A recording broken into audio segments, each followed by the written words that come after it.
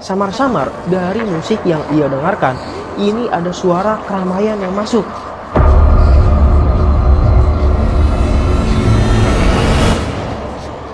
Dia merasa di kereta itu tidak hanya dia sendirian, tapi ramai orang yang menaiki kereta dia kembali dari kamar mandi. Dia melihat di sebelah kursinya ada seorang bapak-bapak mengenakan pakaian yang agak lusuh.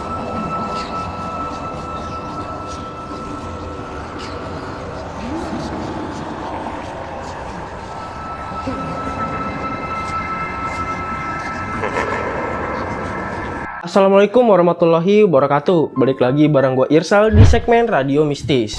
Kali ini ada kiriman cerita nih dari Mas Iksan di Kediri, Jawa Timur.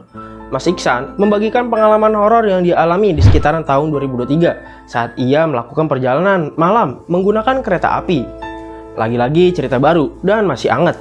Untuk beberapa bagian cerita, Mas Iksan minta disamarkan.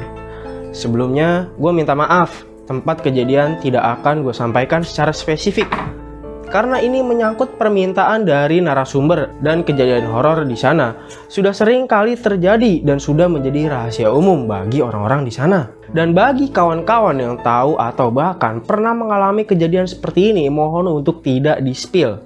Sebelum lanjut, mari kita intro dulu.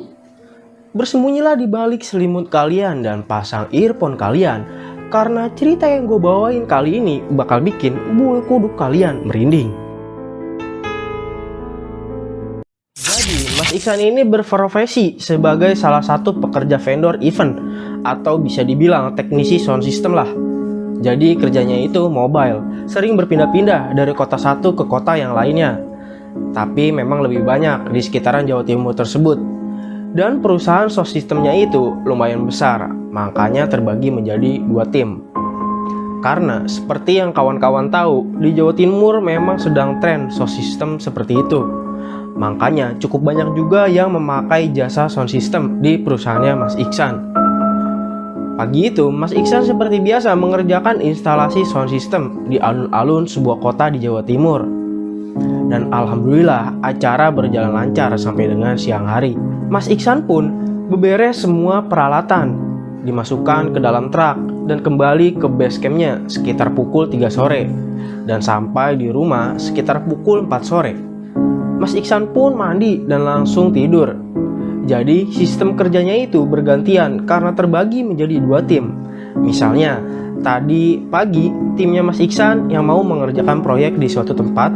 Begitu malam harinya ada tim lain yang mengerjakan proyek instalasi di tempat lainnya. Begitu seterusnya. Malam harinya sekitar pukul setengah 8 malam dia terbangun dan langsung makan. Selesai makan, Mas Iksan pun ngopi rokok di teras. Tiba-tiba dia dapat panggilan dari bosnya. "Ya bos, ada apa?" tanya Mas Iksan. "San, aku boleh minta tolong nggak? Ini si Joko mendadak sakit San, anggap aja namanya Joko. Koe iso rene ora, kita kurang orang ini." Si bosnya itu menyebutkan suatu kota tempat event itu akan digelar. Dari rumahnya Mas Iksan kurang lebih memakan waktu 2 jam menggunakan sepeda motor. Mas Iksan menjawab, "Bos, ini aku baru selesai loh. Emang gak ada yang lain ya? Bukannya aku gak mau, tapi badanku udah sakit semua ini." Bosnya berkata, "San, minta tolong San, tak bayar lebih deh nanti." "Ya udah aku OTW," jawab Mas Iksan. Bosnya berkata, "Walah, kamu kalau ada duitnya cepet." Mas Iksan berkata, "Ya namanya juga duit bos." "Ya udah San, kamu cepet kesini ya," kata bosnya. Dengan perasaan agak dongkol, tapi nggak enak sama bosnya. Karena menurut Mas Iksan, bosnya itu baik dan seperti teman sendiri. Makanya dia agak nggak enakan menolak perintah bosnya. Tadinya Mas Iksan mau menggunakan sepeda motor menuju lokasi, tapi dia mempertimbangkan hal tersebut karena kondisi badannya itu sudah lumayan lelah dan istrinya pun melarang pada waktu itu. Dia pun izin ke istrinya, "Dek, Mas mau lanjut lagi ya?"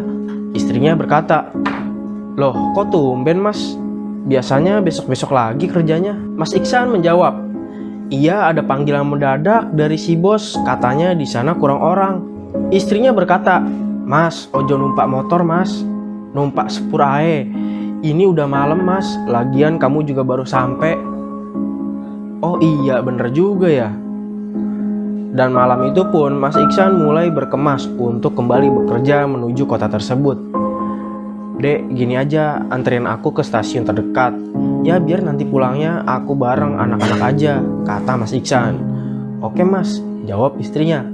Malam itu mereka langsung menuju stasiun. Dan singkat cerita, Mas Iksan pun sampai di stasiun.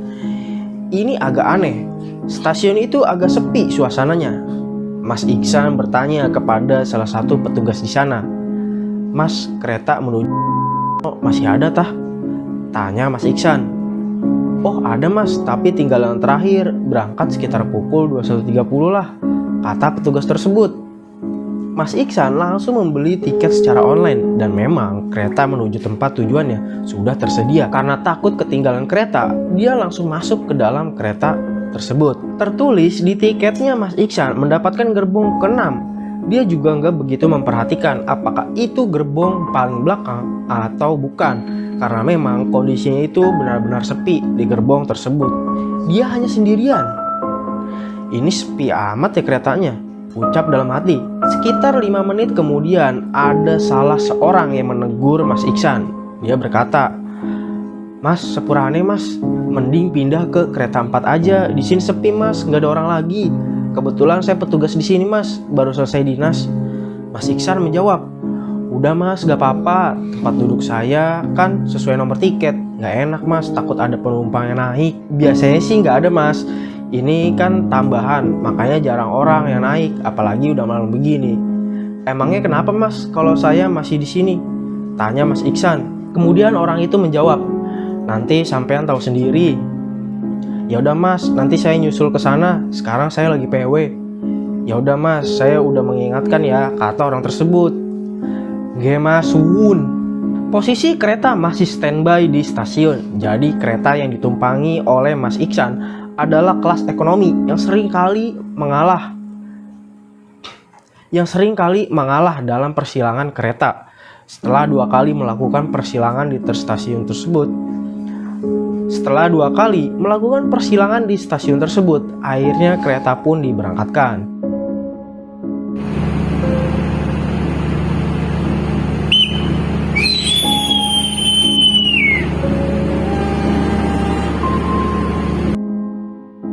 Baru sekitar 5 menit menempuh perjalanan, Mas Iksan merasa sangat ngantuk. Sampai-sampai handphone yang dipegangnya ini jatuh ke lantai. Disinilah mulai terjadi keanehan demi keanehan saat Mas Iksan melakukan perjalanan. HP-nya ini jatuh ke lantai dan mau tidak mau Mas Iksan mengambil kembali HP-nya tersebut. Nah, saat ia menunduk ke bawah, dari bawah terlihat banyak kaki-kaki yang napak di sana. Seakan-akan satu gerbong ini dipenuhi oleh penumpang karena memang terlihat dari bawah kursi kaki-kaki manusia yang beragam. Kejadian itu berlangsung singkat, hanya sekitar 5 detik saja. Sampai akhirnya Mas Iksan kembali duduk di kursinya. Dan suasana di sana pun kembali sepi karena mulai dilanda kebosanan. Mas Iksan mengambil earpods-nya di tas dan menyalakan musik dengan volume yang cukup keras. Sambil duduk bersandar dan sudah mulai ngantuk. Samar-samar dari musik yang ia dengarkan, ini ada suara keramaian yang masuk ke telinganya, semacam noise lah. Dia merasa di kereta itu tidak hanya dia sendirian, tapi ramai orang yang menaiki kereta tersebut. Dengan mata yang masih terpejam, dia mengecilkan volume HP-nya menggunakan tombol samping. Suara itu pun ikut mengecil. Padahal Iksan tahu bahwa lagu yang diputarnya tidak ada efek keramaian. Dia jadi bertambah bingung dari mana suara keramaian itu berasal. Jadi suara musiknya ini bercampur dengan suara puluhan orang yang sedang mengobrol, tapi tidak begitu jelas membicarakan apa. Sekitar beberapa menit, akhirnya Mas Iksan kembali membesarkan volume musiknya dan kembali tertidur. Dan setelah 5 menit kemudian, earpods sebelah kanan Mas Iksan tiba-tiba jatuh dengan sendirinya.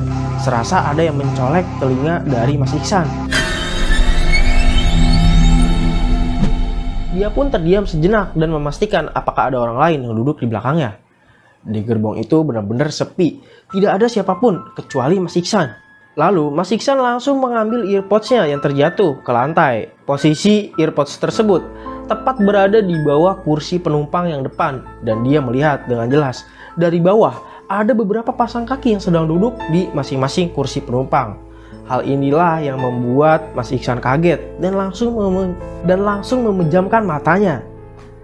Astagfirullah, ini apa? Dan tiba-tiba Mas Iksan terbangun. Sampai sekarang Mas Iksan benar-benar tidak mengerti kejadian itu hanyalah sebuah mimpi atau memang benar-benar terjadi.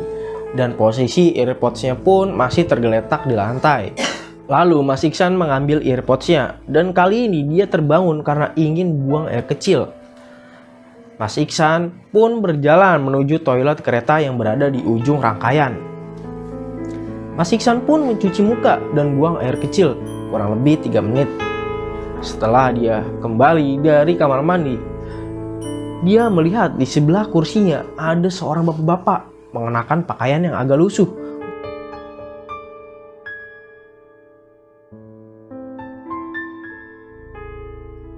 Duduk di sebelah kursinya.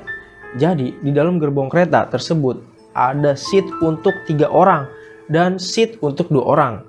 Nah, si bapak ini cuma diem aja dengan tatapan yang sangat kosong. Akhirnya Mas Iksan mencoba mengobrol dengan si bapak itu dengan gestur menundukkan kepala dan tersenyum.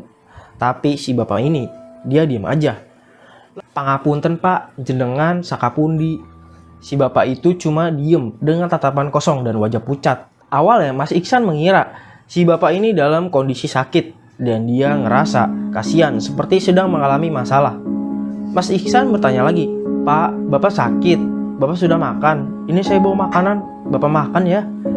Akhirnya si bapak ini menjawab, "Wesley, nggak usah, bapak nggak lapar, saya cuma bingung."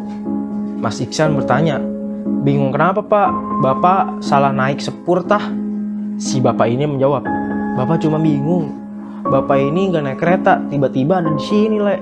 Mas Iksan cuma terdiam. Dia mulai mengira bahwa si bapak ini mengalami gangguan jiwa karena Mas Iksan sama sekali nggak mengerti apa maksud perkataan si bapak ini. Dia nggak naik kereta tapi bisa sampai di sini. "Alah wis lah, tak menenge wae," kata Mas Iksan. Mas Iksan kembali memasang AirPods-nya itu, tapi kali ini cuma di telinga kiri dan mencoba kembali tidur. 5 menit kemudian si bapak itu berkata, "Yo, aku bingung le, piye caranya aku tekan kene, aku nyabrang dolan, nanging katon pateng." Semuanya gelap. Sontak Mas Iksan menoleh ke arah bapak tersebut. Dan Mas Iksan kaget melihat penampakan tubuh si bapak ini. Mas Iksan melihat tubuh dari bapak itu hancur setengahnya dan sudah berlumuran darah.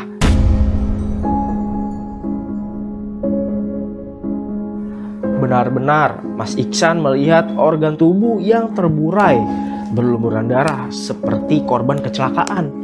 Yang lebih menyeramkan lagi, si bapak ini ketawa. Barulah di sini Mas Iksan sadar bahwa yang duduk di sebelahnya itu bukan orang, tapi demit yang sangat menyeramkan.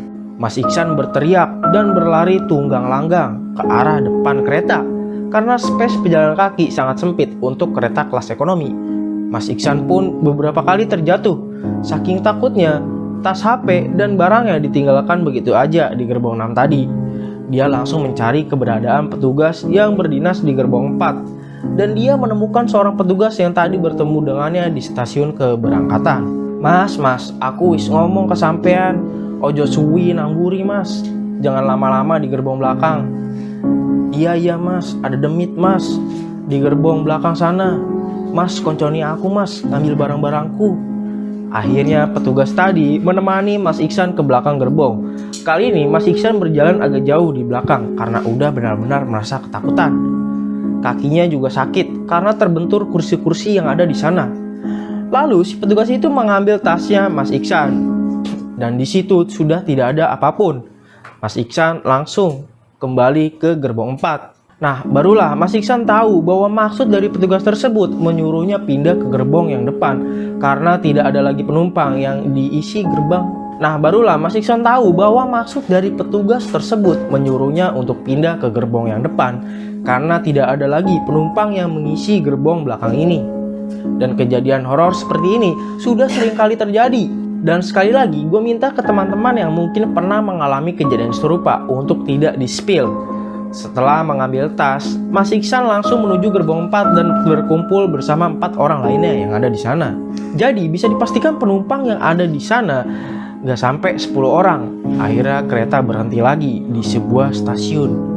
Mas Iksan tidak memperhatikan stasiun apa yang jelas. Kereta itu berhenti sekitar 7 menit untuk menunggu persilangan. Untuk memanfaatkan waktu, Mas Iksan keluar dari KA dan mencari smoke area di stasiun tersebut. Dengan waktu yang terbatas, Mas Iksan langsung membakar rokoknya tersebut dan mencoba untuk rileks. Nah, rokok ini belum habis setengah batang. Mas Iksan nggak sengaja dia melihat ke jendela gerbong ke-6 dan lagi-lagi dia melihat sosok bapak-bapak yang tadi ia lihat. Masih dengan wujud yang sama, dengan badan setengah hancur.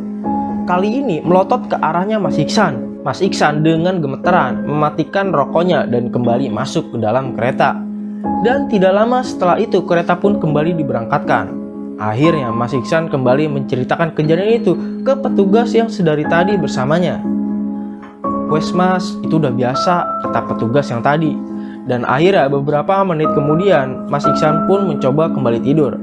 Entah di mimpi atau kenyataan, ketika Mas Iksan membuka mata, dia benar-benar kaget. Seketika kereta ini penuh dengan penumpang. Dari semua seat itu terisi penuh. Semua penumpang berwujud manusia biasa. Yang membedakan orang-orang ini adalah terlihat pucat dan tidak berbicara satu sama lain.